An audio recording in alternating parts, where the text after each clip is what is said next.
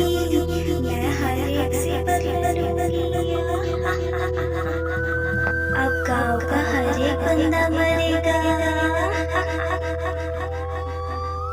रामपुर के एक गांव में टूनी नामी चिड़िया एक रहा करती थी। वो आइसक्रीम का कारोबार करती थी और उसका आइसक्रीम का बगीचा था। वह चिड़िया आइसक्रीम बेचती थी। वह चिड़िया बहुत ही ज़्यादा चालाक थी। लोगों के सामने अच्छा बनकर रहती थी। असल में वो एक जादूगरनी थी। वह चिड़िया काला जादू करती थी और लोगों को बेवकूफ़ बना देती थी। टूनी आइसक्रीम पे काला जादू करती थी और इस तरह लोगों को खिला देती थी और उनके घर से सारे माल इकट्ठे कर लेती थी और लोगों को लूट लेती थी। इस तरह टूनी पर किसी को शक नहीं होता था। उसी गांव में टुनटुनी नाम की एक चिड़िया रहती थी। टुनटुनी का भाई गोलू चिढ़ा भी उसकी आइसक्रीम खा लेता था और उसके वश में आ जाता था। इस तरह गोलू चिढ़ा भी अपने घर का सारा सामान टूनी चिड़िया के घर चल दिया। तभी टुनटुनी उसे ऐसा करते हुए देख लेती है। तभी टुनटुनी भी गोलू चिढ़ा का पीछा करती है और उसे ऐसा करते हुए देख लेती है। इसका मतलब ये काला जादू करती है और सभी पक्षियों को लूट रही है। अब मुझे सभी गांव वालों को इसकी हरकत बतानी होगी। इसी तरह टुनटुनी सभी पक्षी को इकट्ठा कर लेती है और टूनी के बारे में बता देती है। गांव के सभी पक्षी टूनी के घर जला देते हैं और टूनी जलकर मर जाती है और सभी पक्षी वहां से चले जाते हैं। दूसरी तरफ भूतिया चिड़िया की आत्मा बन जाती है और गांव वालों से बदला लेने की ठान लेती है। मैं किसी को नहीं छोड़ूंगी। मैं हर एक से बदला लूंगी। अब गांव का हर एक बंदा मरेगा। इसी तरह कुछ माह बीत जाते हैं। एक दिन अंधेरी रात में जंगल में कालू कौवा वहां से गुजर रहा था। उसने देखा कि जंगल में बहुत से आइसक्रीम लगे हैं। वो आइसक्रीम हरे भरे रंग के थे। कालू कौवा उसे देखकर वहीं रुक जाता है। कोई नहीं बचेगा कालू कौवे। अब तुम्हें कौन बचाएगा कालू कौवे मुझसे। तुम सब गांव वाले मेरे दुश्मन हो। तुमने मुझे मार दिया था जलाकर, लेकिन अब मैं तुम सबको मारूंगी और अपनी मौत का बदला लूंगी। तो गया, अब मैं किसी को नहीं छोड़ूंगी। सब मरेंगे, गांव के पक्षी सब मरेंगे। इस तरह सभी पक्षी उस आइसक्रीम वाली चिड़िया के जाल में फंस जाते हैं और सब उसकी तरफ राग़िब हो जाते हैं।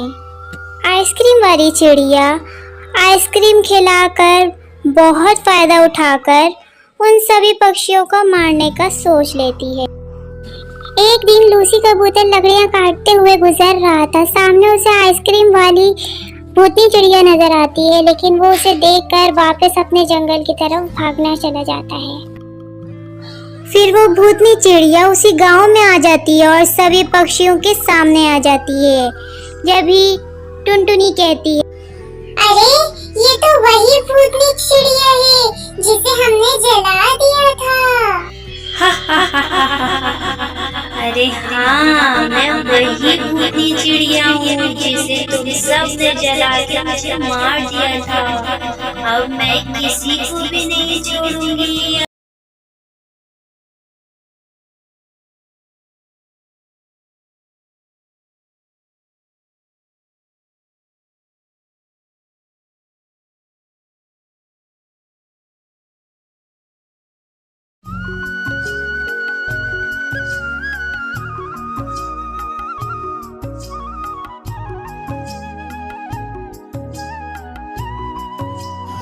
ये कहानी मीनू चिड़िया की है। मीनू चिड़िया अपने 2 बच्चों और अपने पति मोनू चिड़ा के साथ रहा करती थी। वे दोनों बहुत ज़्यादा गरीब थे। वे दोनों काम करके अपने बच्चों का पेट पाला करते थे। उसी जंगल में कालू कौवा और गोरी कौवी भी रहती थी। कालू कौवा बहुत ही ज्यादा अमीर था। पूरे जंगल में कालू कौवा बहुत ज्यादा अमीर था और बहुत ज्यादा आलसी और घमंडी भी था। मीनू चिड़िया कालू कौवे के खेत में काम करती थी। मीनू चिड़िया बहुत ज्यादा मेहनती किसान थी। कालू कौवे उसे कुछ मुनाफा दे देता था। मीनू चिड़िया अपना घर चलाना थी। सोनू चिड़े, बरसात का मौसम आ रहा है। हर साल की तरह इस साल भी बरसात हमें बहुत ज्यादा नुकसान पहुंचाकर जाएगा। सोनू चिड़े, हमें अपना घर एक मजबूत बना लेना चाहिए, नहीं तो हमारा गुजारा नहीं होगा। अब तो हमारे पास छोटे छोटे बच्चे भी हैं। हाँ मीनू चिड़िया, तुम सही कह रही हो। हमें घर बना लेना चाहिए और मैंने कुछ पैसे जमा कर लिए हैं।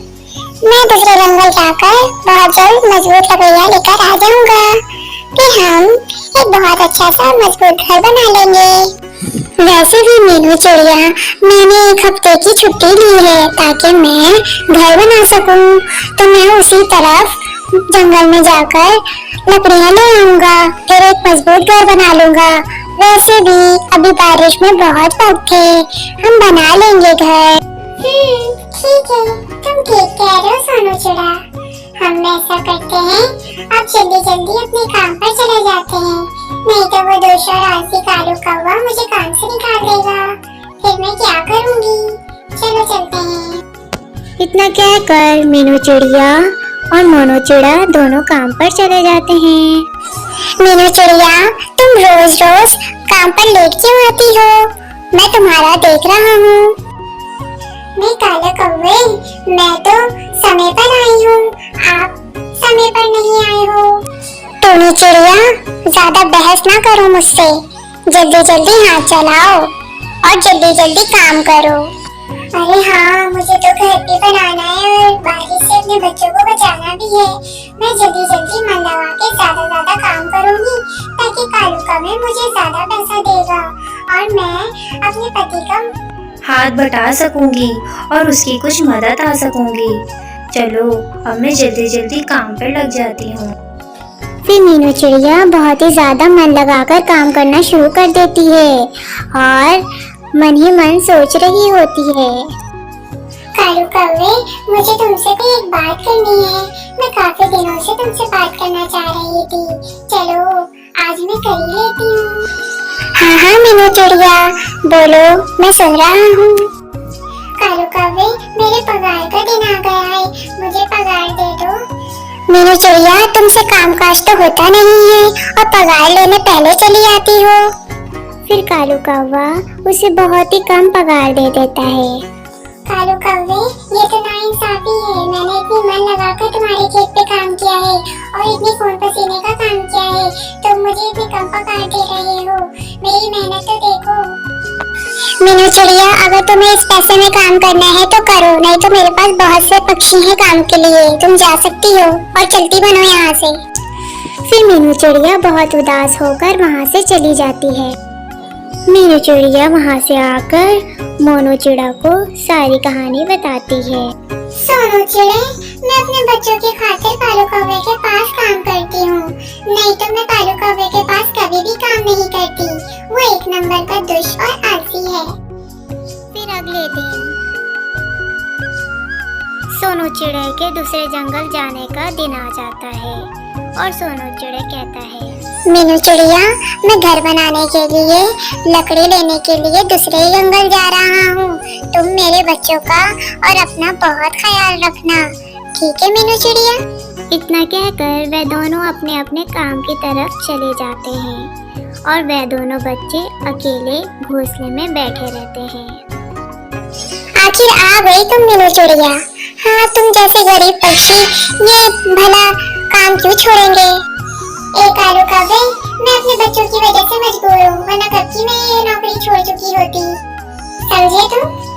मीनू चिड़िया, ज्यादा बातें ना करो, काम करो चुप से। कालू कौवा मीनू चिड़िया को बातें सुना रहा था, तभी बहुत जोरदार बारिश शुरू हो जाती है। कालू कौवे, ये बारिश तो बहुत ज्यादा तेज हो रही है, मेरे घर तो बहुत ज्यादा कमजोर है, मुझे फौरन घर जाना होगा। कालू कौवे, हाँ, अच्छा हुआ बारिश हो गई, अब मेरी फसलों को पानी मिल जाएगा। कालू कौवे, बारिश तो बहुत ज्यादा हो रही है, मेरा घर बहुत ही ज्यादा कमजोर है, मेरे बच्चे अकेले हैं, मुझे जाने दे दो कालू कौवे। फिर कालू कौवा कहता है, नहीं नहीं मीनू चिड़िया, तुम कहीं भी नहीं जाओगी, चुपचाप काम करो। नहीं नहीं कालू कौवे, मेरी बात को समझो, मेरा जाना बहुत जरूरी है, मेरे बच्चे तो उड़ भी नहीं सकते हैं, मेरा जाना बहुत जरूरी है, नहीं तो मेरे बच्चे मर जाएंगे। मीनू चिड़िया की जिद करने पर भी कालू कौवा उसे जाने नहीं देता। काफी बारिश हो रही थी और काफी ज्यादा देर हो गई थी, लेकिन कालू कौवा मीनू चिड़िया को जाने नहीं देता। कालू कौवे, बस मुझे जाना है, अब मैं नहीं रुक सकती यहाँ पर। मीनू चिड़िया, तुम रात से पहले यहाँ से नहीं जा सकती, नहीं तो कल से काम पर यहाँ मत आना, अपना शक्ल लेकर चले जाओ यहाँ। बस मीनू चिड़िया वहाँ से फौरन अपने घर की तरफ चली जाती। बस मीनू चिड़िया जब आती है तो वो देखती है कि उसके घर के छत टूट चुके थे और घर में पानी भर चुका था और मीनू चिड़िया के दोनों बच्चे मर चुके थे। बस यही था कि मीनू चिड़िया कहती है, हाय रे, ये क्या हो गया, अब मैं सोनू चिड़िया को क्या जवाब दूंगी, अब मेरा क्या होगा, मेरे बच्चे तो चले गए। इस तरह कुछ दिन बीत जाते हैं। मीनू चिड़िया, तुम यहाँ क्यों आई हो? मैं तुम्हें अब काम पर नहीं रखूंगा, तुम यहाँ से चली जाओ और नहीं आना। कालू कौवे, मैं तुम जैसे दुष्ट और आलसी और लालची कौवे के पास काम भी करना नहीं चाहती, मैं तुम्हारे पास कोई काम करने नहीं आई हूँ। कल तुम्हारी वजह से मेरे दोनों बच्चों की मृत्यु हो गई है, अब ना जाने मैं सोनू चिड़िया को क्या जवाब दूंगी। मुझे सुनकर बहुत दुख हुआ कि तुम्हारे बच्चे मर गए हैं। हाँ हाँ हाँ हाँ, मीनू चिड़िया के बच्चे मर गए। हाँ हाँ हाँ हाँ। कालू कौवे, काश तुम्हारे बच्चों के साथ भी ऐसा ही हो, अभी तुम्हें पता चल जाता कि मुझ पे क्या बीत रही है। इतना कहकर मीनू चिड़िया वहाँ से चली जाती है और मीनू चिड़िया के शराब देने के बाद से ही कालू कौवे के बुरे वक्त शुरू हो जाते हैं। अगर आप लोग इस कहानी का अगला पार्ट देखना चाहते हैं तो कमेंट बॉक्स पर बताएं और मेरे चैनल को लाइक करें और शेयर करें और कमेंट करें।